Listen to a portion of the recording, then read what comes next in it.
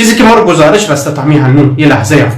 سپاه پاسداران در نقطه شرقی منطقه جنگلوک، لوگانی که چهبار تها که جنگلوک معروفه، نقطه شرقی سپاه پاسداران با 70,000 متر مربع یه منطقه کلا احاطه کته و گرفته.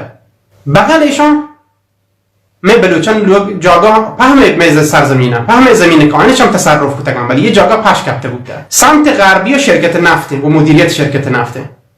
جنوب دریای با عظمت بلوچستان مکران. شمالی نیمگاه مناظر مسکونی دادستان، کارمندان دادگستری و یک طرفی هم خوب اداره کاره. کلا یعنی یک موقعیت بسیار استراتژیک هسته. یه زمینانی که وسط قرار گرفته و انگت آن تو که بلوچ نشتگد.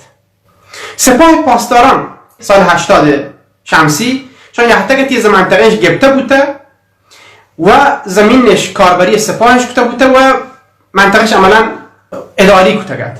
یعنی عملا زمانی اشیات به اراضی دولتی و اراضی در واقع حتی مشخص که به عنوان کاربری اداریش مشخص که یه منطقه که سال 80 مردمانی که ادا ساکنن در منطقه جنگلوکا ایشان از سال 65 ادا ساکن بودتگن و بازینی که یحتگن رنده بهشان اضافه بودتگن همشانه که 65 70 یحتگن ادا ساکن بودتگن. پیش جایی تعداد زیادی از مردمان ساکنین اصلی یه جاگاه بودتگن، اما شانی تلاشان برای که بتونند زمین اراضی به نام وقت بجنند منجر به نتیجه نبوده. در دوره خاتمی یا در مجلس تا ماده 146 و 157 مجلسی که تصویب کتگرد کشی بدون استعلام از شهرداری ها و اداره مسکن و شهرسازی ها یه اراضی باید واگذار ببن به مردم منطقه که متقاضی انتش و ساکنان منطقه. اما یه قانون ماده 146 و 157 تمام کشور اجرا بوده جز بلوچستان مستعمره ای عزیزان من. تمام کشور تا اداره بوده جز بلوچستان. تا یه مردمان درخواست داده بوده برای که شان وقتی زمینانا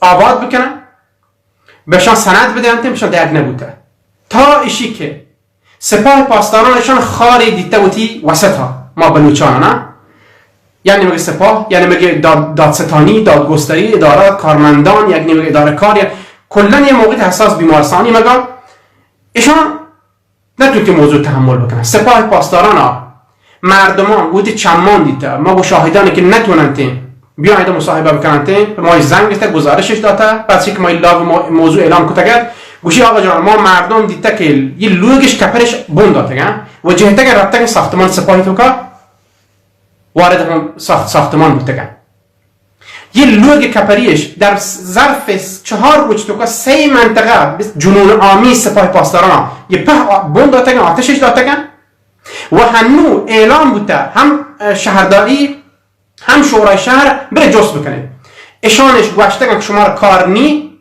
ما تعیین تکلیف کنی برشان موضوع. شورای شهریانش پروانده با آنش گوشته که شما باید به مردم بگوشید که شما اراضی سپاه پاسداران ما به مردمان در کنب مرادآباد زمین دهیم. شما دروغن هنو که اولندش تو با چه جنایتی 700 نفر خانوار که در زندگی کنه بودن شان لوگو با آتش بجنه. این همین داستان در چادران تو که اتفاق کرده. در روستای چادران نزدیک کنارکا منطقه استراتژیک دریای نزدیکا زمینا ارزش پیدا کرده لوتای زمینا رو ببرنده یا بری حتی کوتاگش دادن بعد چانش امضا گرفته یا بری حتی زورش دادن چون در هر کاری که این مردم چون در نبودن. این همین مسئله جنگلوکا اشان از سپاه هر کار کوی مردم چون در بکن دیت من درش کد نکنم اجازه ساخت ساز ندم به مردم در نبا.